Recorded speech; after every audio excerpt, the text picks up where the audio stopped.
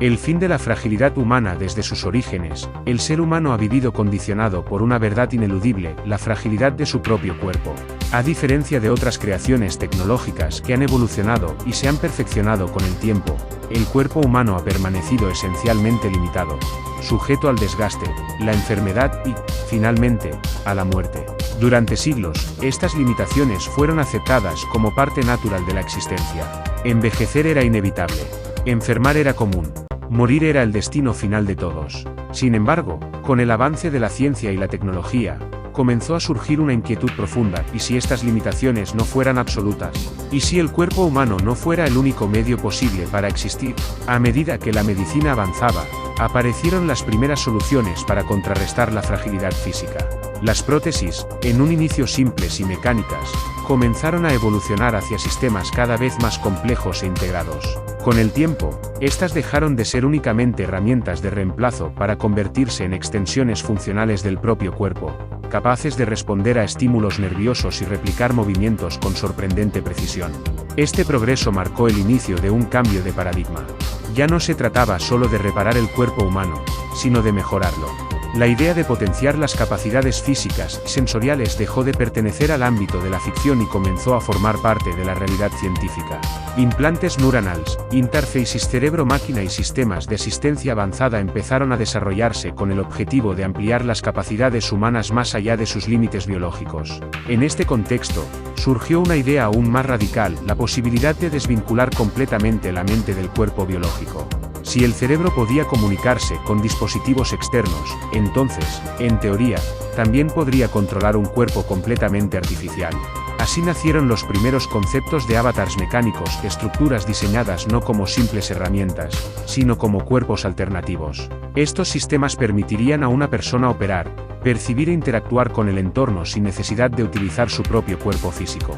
En sus primeras etapas, estos avatars fueron concebidos para tareas específicas en entornos extremos, como la exploración espacial o la manipulación de materiales peligrosos. Sin embargo, el verdadero impacto de esta tecnología no residía únicamente en su utilidad práctica, sino en su implicancia filosófica y existencial. Por primera vez en la historia, el ser humano enfrentaba la posibilidad real de separarse de su condición biológica. Este punto marca el inicio de una transformación profunda. La pregunta dejó de ser cómo prolongar la vida del cuerpo humano, y pasó a ser si ese cuerpo seguiría siendo necesario en el futuro. De esta manera, lo que comenzó como un esfuerzo por superar la fragilidad humana terminó abriendo la puerta a una nueva forma de existencia.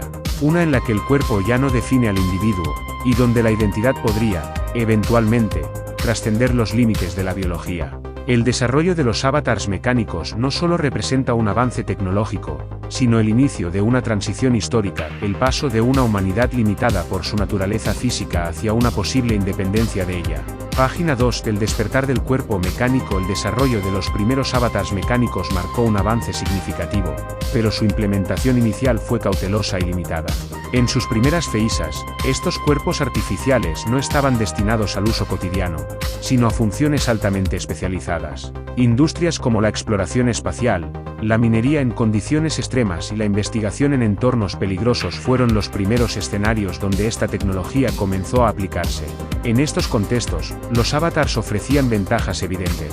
Eran resistentes a condiciones que resultarían letales para un ser humano: temperaturas extremas, radiación, presión o ausencia de oxígeno.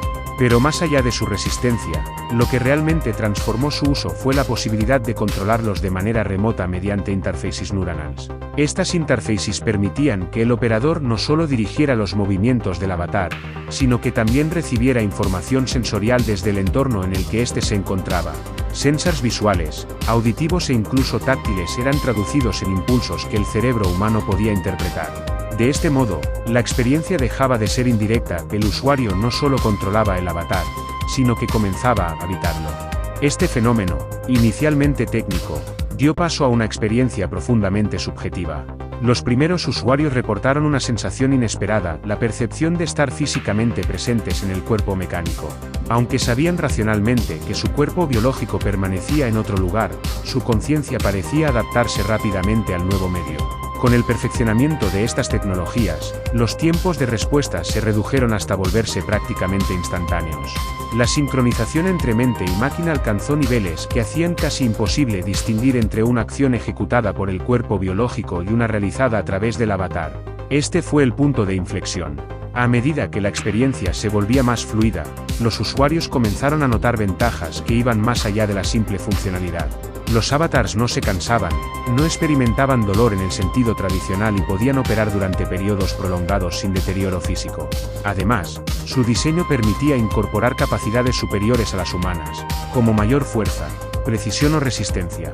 Gradualmente, lo que había sido concebido como una herramienta comenzó a percibirse como una alternativa. Algunos usuarios empezaron a extender el tiempo de uso de sus avatars más allá de lo necesario. Lo que en un principio eran sesiones limitadas por motivos laborales o experimentales, se transformó en una preferencia. Permanecer en el cuerpo mecánico resultaba, para muchos, más eficiente e incluso más cómodo que habitar su propio cuerpo biológico. Este cambio de comportamiento generó nuevas interrogantes. Si una persona pasa la mayor parte de su tiempo operando un avatar, ¿cuál de los dos cuerpos puede considerarse su verdadero cuerpo? ¿El biológico, que permanece inmóvil y dependiente, o el mecánico, que interactúa activamente con el mundo? A medida que estas preguntas comenzaron a surgir, también lo hicieron nuevas formas de identidad. La apariencia del avatar podía modificarse, adaptarse o rediseñarse según las preferencias del usuario. Esto abrió la posibilidad de desvincular la identidad física de la biología, permitiendo a las personas presentarse de maneras completamente distintas a su forma original. El concepto de yo comenzó a transformarse. Lo que antes estaba definido por rasgos físicos inalterables, ahora podía ser ajustado, reemplazado o reinventado. Esta flexibilidad no solo impactó la percepción individual, sino también la forma en que las personas se relacionaban entre sí. El avatar dejó de ser una herramienta.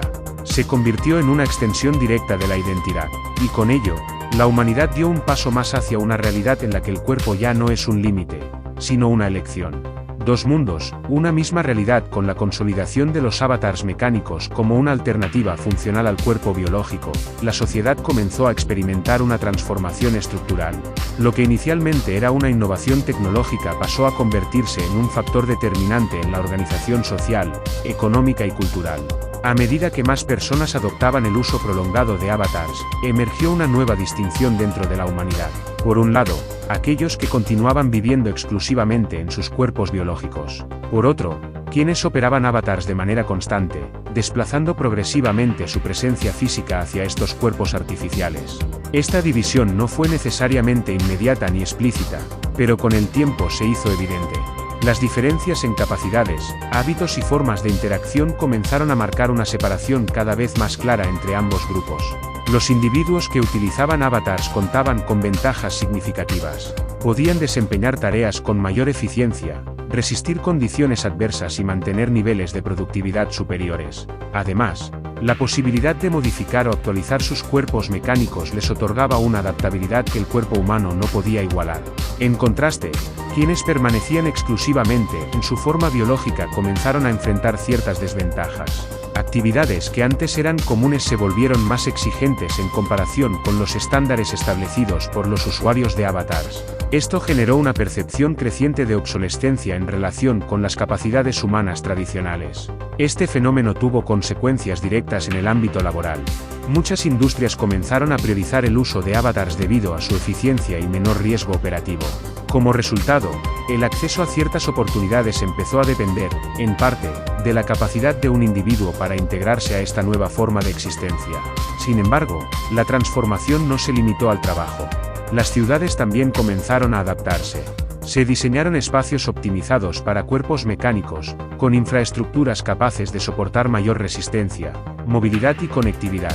Paralelamente, surgieron entornos híbridos donde humanos biológicos y avatars podían interactuar, aunque no siempre en igualdad de condiciones. En este contexto, comenzaron a aparecer tensiones sociales. Para algunos, los avatars representaban el progreso natural de la humanidad, una evolución necesaria para superar las limitaciones del cuerpo. Para otros, simbolizaban una pérdida de la esencia humana, una desconexión peligrosa de la experiencia biológica. Las discusiones no eran únicamente tecnológicas, sino profundamente filosóficas. ¿Qué define realmente a un ser humano? ¿Es su cuerpo, su mente o la combinación de ambos? ¿Y si la mente puede existir y operar de forma independiente del cuerpo biológico, sigue siendo válida la definición tradicional de humanidad? Estas preguntas comenzaron a influir en la cultura, la política y la ética.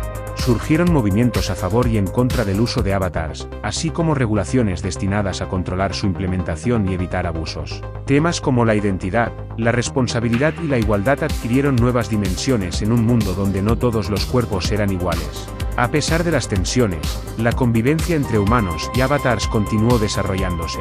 Ambos grupos compartían el mismo entorno, pero lo experimentaban de maneras distintas.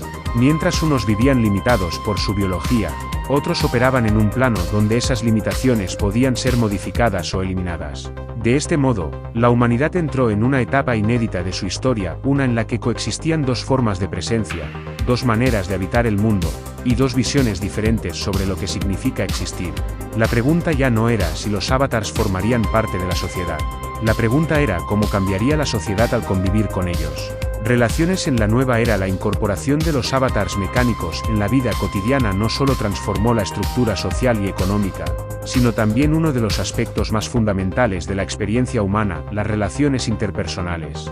Desde siempre, las relaciones han estado mediadas por el cuerpo. La apariencia, el lenguaje corporal, la voz y las expresiones han sido elementos clave para generar confianza y conexión entre individuos. Sin embargo, con la llegada de los avatars, estos elementos dejaron de ser constantes. En un entorno donde la apariencia física puede ser modificada a voluntad, la identidad visual perdió su estabilidad. Un mismo individuo podía presentarse de múltiples formas, cambiando su rostro, su voz o incluso su estructura corporal según el contexto o la intención. Esto introdujo un nuevo nivel de incertidumbre en las interacciones humanas. La confianza, que tradicionalmente se construía sobre la consistencia y la autenticidad, comenzó a redefinirse. Ya no bastaba con ver para creer. La apariencia dejó de ser una garantía de identidad, y surgió la necesidad de nuevos mecanismos de verificación, tanto tecnológicos como sociales. En el ámbito de la amistad, estas transformaciones generaron dinámicas complejas. Las relaciones entre humanos biológicos y usuarios de avatars podían desarrollarse con normalidad, pero no sin desafíos. Las diferencias en percepción, experiencia y capacidades influían en la forma en que cada parte entendía la realidad. Por ejemplo, un usuario de avatar podía experimentar el entorno sin limitaciones físicas, mientras que un humano biológico seguía condicionado por su cuerpo. Esta diferencia podía generar una brecha difícil de comprender completamente desde ambos lados. En el ámbito afectivo y emocional, los cambios fueron aún más profundos. Las relaciones románticas comenzaron a desarrollarse en un contexto donde la apariencia ya no era fija, y donde la presencia física podía ser mediada por un cuerpo artificial. Esto dio lugar a nuevas formas de vínculo. Algunas personas establecieron relaciones con individuos que nunca conocieron en su forma biológica. En estos casos, el vínculo se construía a partir de la interacción, la comunicación y la experiencia compartida dentro del entorno del avatar. Sin embargo, esto también planteó interrogantes importantes. Si una persona se enamora de un avatar, se está enamorando del individuo o de la representación que éste ha elegido mostrar. ¿Hasta qué punto la identidad proyectada coincide con la identidad real? A medida que estas situaciones se volvieron más comunes, surgieron también casos en los que los individuos optaban por transferir la mayor parte de su vida social al entorno de los avatars. Esto implicaba una reducción progresiva de la interacción directa en el mundo biológico, reemplazada por experiencias mediadas tecnológicamente. En algunos casos, esta transición fue parcial, en otros, fue casi total. Se observó el fenómeno de personas que, tras experimentar la vida a través de un avatar, desarrollaban una preferencia clara por esta forma de existencia. La ausencia de limitaciones físicas, la posibilidad de controlar la propia imagen y la eficiencia en la interacción hacían que el entorno mecánico resultara más atractivo. Como consecuencia, algunos individuos comenzaron a distanciarse de su cuerpo biológico, utilizándolo únicamente como soporte vital mientras su vida activa transcurría en el cuerpo artificial.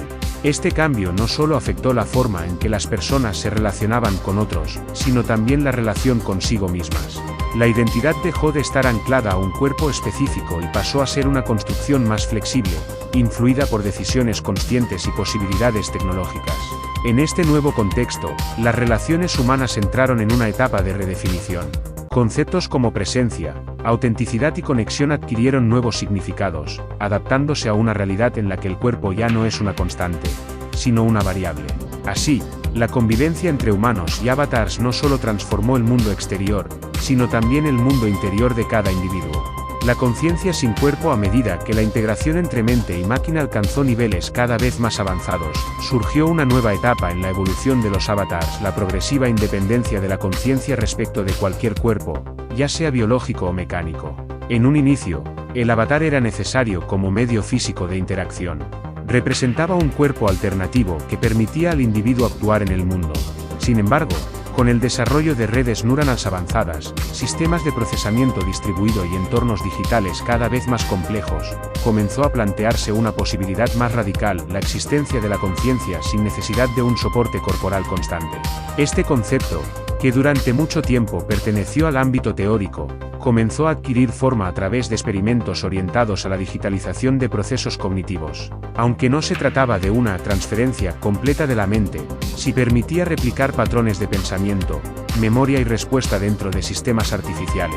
A partir de estos avances, algunos individuos comenzaron a operar múltiples avatars de manera simultánea. Esto fue posible gracias a sistemas que distribuían la atención y permitían gestionar diferentes cuerpos mecánicos desde una misma conciencia central. Aunque inicialmente limitado, este fenómeno marcó un cambio significativo en la forma de entender la identidad. La idea de un yo único, ubicado en un solo cuerpo, comenzó a debilitarse. En su lugar, surgió una noción más amplia y compleja de la identidad: una conciencia capaz de extenderse, fragmentarse o proyectarse en distintos espacios al mismo tiempo. Este tipo de existencia no solo ampliaba las capacidades operativas del individuo, sino que también modificaba su percepción del tiempo, la presencia y la individualidad. Sin embargo, esta expansión no estuvo exenta de desafíos. Uno de los principales problemas fue la coherencia de la identidad. Al operar múltiples instancias de interacción simultánea, los individuos comenzaron a experimentar dificultades para integrar todas sus experiencias en una narrativa única. La memoria, que tradicionalmente funciona como un hilo continuo, se veía fragmentada por la simultaneidad. Esto generó una nueva clase de conflicto interno: la disociación operativa. Las decisiones tomadas en un contexto podían no coincidir con las tomadas en otro, y la integración posterior de estas experiencias no siempre resultaba sencilla. Además, surgieron cuestionamientos éticos, filosóficos de gran profundidad. Si una conciencia puede replicar partes de sí misma en sistemas digitales, ¿cuál de esas instancias es la original? ¿Existe aún un centro de identidad, o ésta se ha dispersado completamente? Por otra parte, la posibilidad de mantener la conciencia activa en entornos digitales abrió la puerta a una forma de continuidad que desafiaba la noción tradicional de vida y muerte. Aunque el cuerpo biológico pudiera deteriorarse o dejar de funcionar, ciertos aspectos de la mente podían persistir dentro de sistemas artificiales. Este fenómeno fue interpretado por algunos como una forma de trascendencia, una manera de superar los límites biológicos que históricamente definieron la existencia humana. Para otros, representaba una pérdida fundamental: la desconexión definitiva entre la mente y la experiencia física del mundo. A medida que estas prácticas se extendieron, la sociedad comenzó a enfrentarse a una nueva realidad en la que no todos los individuos existían de la misma manera. Algunos continuaban ligados a un solo cuerpo, otros operaban múltiples avatars, y un grupo emergente comenzaba a habitar principalmente entornos digitales. En este contexto, la definición de existencia se volvió más amplia, pero también más difusa. La conciencia, que durante siglos estuvo inseparablemente ligada al cuerpo, comenzaba a transitar un camino propio, y con ello, la humanidad se acercaba a un umbral sin precedentes. Uno en el que existir ya no implicaba necesariamente tener un cuerpo. El destino de la humanidad, el avance hacia una existencia cada vez más desligada del cuerpo biológico, condujo a la humanidad a un punto de inflexión histórico. Lo que comenzó como una innovación tecnológica terminó por convertirse en una decisión existencial colectiva. A medida que los sistemas de avatars y las formas de conciencia extendida se consolidaban, el número de individuos que optaban por reducir su dependencia del cuerpo biológico fue en aumento. En muchos casos, esta transición no ocurrió de manera abrupta, sino progresiva: más tiempo en avatars, mayor integración con sistemas digitales, menor interacción directa con el cuerpo original. Con el paso del tiempo, esta tendencia dio lugar a un fenómeno silencioso pero significativo: la disminución del uso activo del cuerpo biológico como medio principal de existencia. Para algunos, este proceso representaba una evolución natural.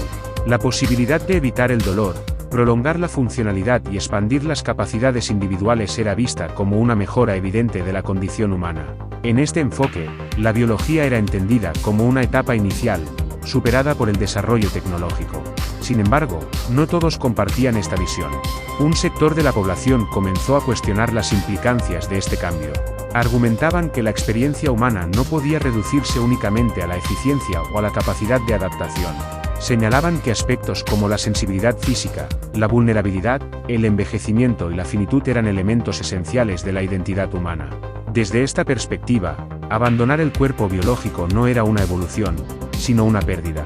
Esta diferencia de posturas dio lugar a una división filosófica profunda.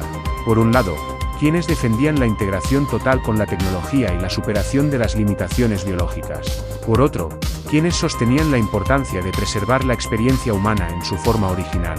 A diferencia de otros momentos históricos, este conflicto no se manifestó principalmente a través de enfrentamientos directos, sino mediante decisiones individuales. Cada persona, en función de sus creencias, valores y circunstancias, elegía el modo en que deseaba existir. Algunos optaron por una integración parcial, manteniendo un equilibrio entre cuerpo biológico y uso de avatars. Otros avanzaron hacia una dependencia casi total de sistemas mecánicos o digitales. Y un grupo decidió permanecer exclusivamente en su forma biológica, rechazando cualquier forma de sustitución corporal. Con el tiempo, estas elecciones comenzaron a definir nuevas formas de comunidad. Grupos con visiones similares tendían a agruparse, desarrollando entornos, normas y estilos de vida acordes a sus decisiones. Esto dio lugar a una diversidad de formas de existencia coexistiendo dentro de una misma humanidad. En este escenario, la noción de futuro dejó de ser única. Ya no había un solo camino hacia adelante, sino múltiples trayectorias posibles, cada una con sus propias implicancias. Al mismo tiempo, surgió una pregunta que permanecía sin una respuesta definitiva: ¿qué significa seguir siendo humano en un contexto donde el cuerpo, la identidad y la forma de existir pueden ser modificados? Esta pregunta no es únicamente filosófica, sino también práctica. Define cómo se estructuran las sociedades, cómo se establecen los derechos, cómo se entiende la vida y cómo se enfrenta la muerte.